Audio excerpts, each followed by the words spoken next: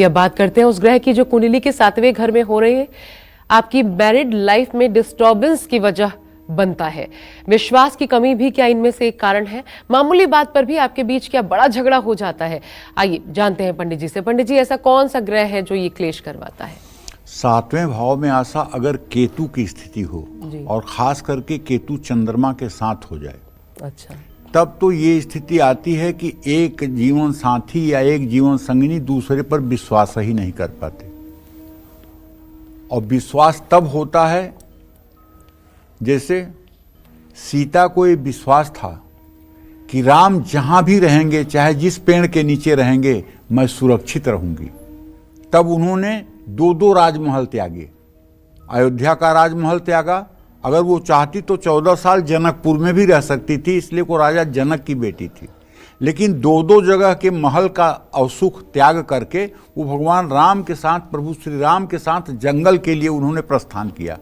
आज कलयुग भले है, लेकिन जिस लड़की को ये विश्वास है कि मेरा पति मरते दम तक मेरा साथ निभाएगा, वो लड़की अपने पति के साथ आज भी जंगल जा सकती है। लेकिन अगर लड़की को ये विश्वास नहीं है कि ये मेरा साथ निभाएगा और लड़का कह रहा है कि नहीं चलो हम अलग कमरा लेकर रहते हैं, तब वो कतई घर छोड़कर जाने के लिए तैयार नहीं होगी। उसको पता है कि ये गिरगिट की तरह रंग बदल देगा और उसके बाद हमारी क्या गति होगी हम जानते हैं। तो कहने का मतलब विश्वास की कमी, दाम्पत्य जीवन में विश्वास की कमी जो होती है, वो अगर न हो तो दाम्पत्य जीवन में एक बार अशुभ ग्रह भी कुछ बुरा नहीं कर पाते हैं। अगर जीवन साथी की एक दूसरे में रुचि नहीं है, ऐसे लोगों का जीवन साथी घमंडी है, स्वार्थी है, तो व्यक्ति अपने परिवार से कटा हुआ रहता है। 7वें भाव में केतु अशुभ हो तो ऐसा व्यक्ति मंदबुद्धि और मूर्ख भी हो सकता है। ऐसा व्यक्ति अपने जीवन साथी के चरित्र पर ही संदेह करता है। 7वें भाव में केतु हो तो व्यक्ति किसी पर भी, किसी पहलू पर दूसरे के बारे में सोच समझ नहीं पाता। और एक बात बड़ी गारंटी के साथ बता रहा हूं, जो जैसा आईना लगा, चाहे चश्मा लगाता है, उसको वही रंग दिखाई देता है। काला लगाओगे काला दिखेगा, सफेद लगाओगे सफेद दिखेगा, हरा लगाओगे हरा दिखेगा। एक चरित्रहीन व्यक्ति ही दूसरे को चरित्रहीन समझ सकता है।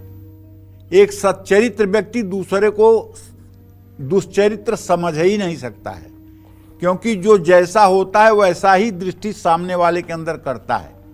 इसलिए शक के वजह पर अगर पारिवारिक जीवन में स्थितियां खराब हो रही हैं, तो पहले आपको अपने चरित्र का मूल्यांकन कर लेना चाहिए। और तव चित्तम मम चित्तम वाचा वाच्यम न लोपयेत।